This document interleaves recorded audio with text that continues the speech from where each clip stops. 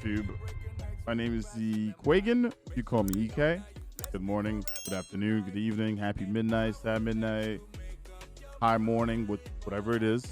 In this video, I'm going to go over stats that I run on my Warlock and different like subclasses and what I like and why I use those things, because it seems like a lot of people ask a lot of these questions. You know, like I don't know what it is, but I guess I think differently from most folks. When it comes down to like my base like mindset, when I like go towards a build, right? I don't know if you guys seen the Destiny Armor Picker website. That website's pretty neat. So on my Warlock, no matter what, one of the main things that I want to focus on is going to be my recovery. Why do I want to focus on my recovery? If you ever actually like hovered over the recovery stat, it says it reduces the cooldown of your class ability, it increases the speed at which you regain lost health, and then you know your cooldown ability is at 41. Right, recovery rate increase is 43%. That is the max that you can possibly get, right?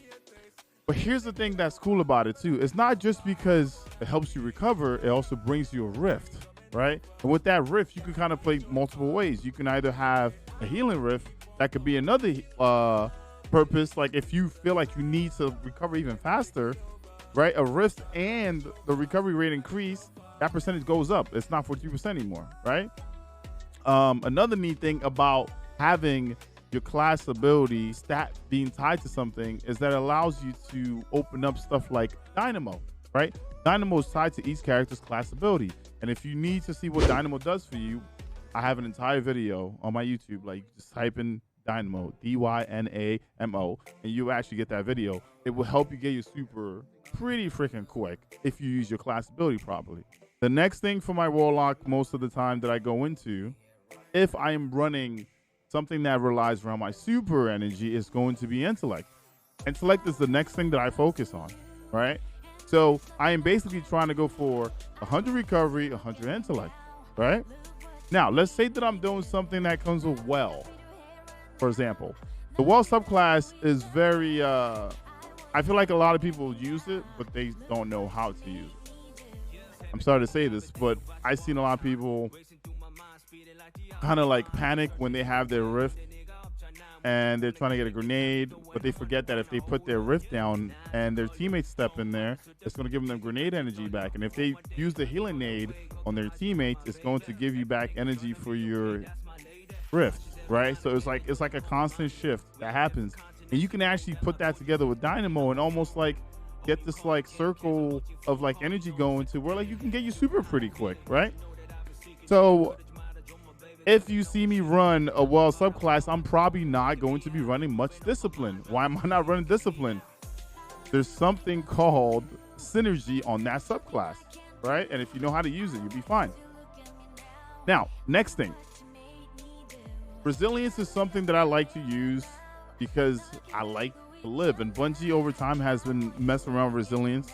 And I would say 50 is the least that I like to run on any character. Doesn't matter what else I'm building into, at least 50.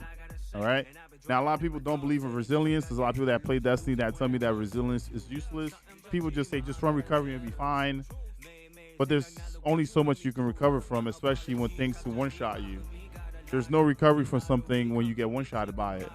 And then, you know, people tell me frames and all this. I played at high frames.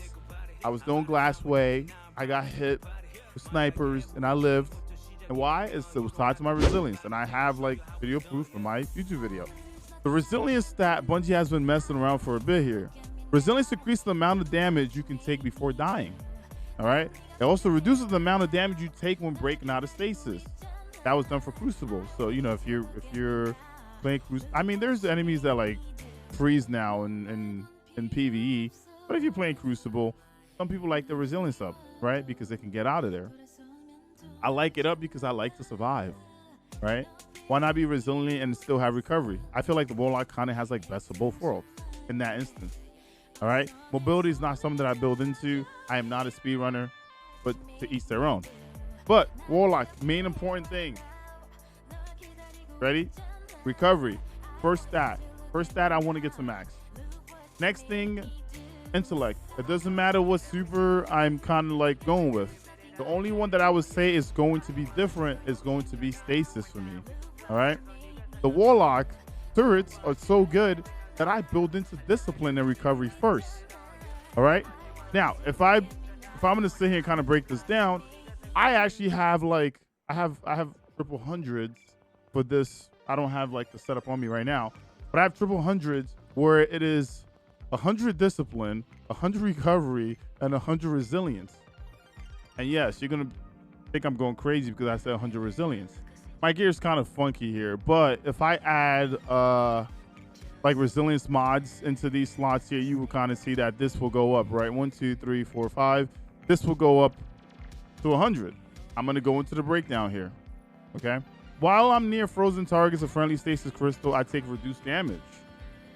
Now, I'm going to put that together with gaining grenade energy every time I take damage from my targets. This is all building into me taking damage, me getting grenade energy, me placing the turret out, and me being able to live throughout the whole thing.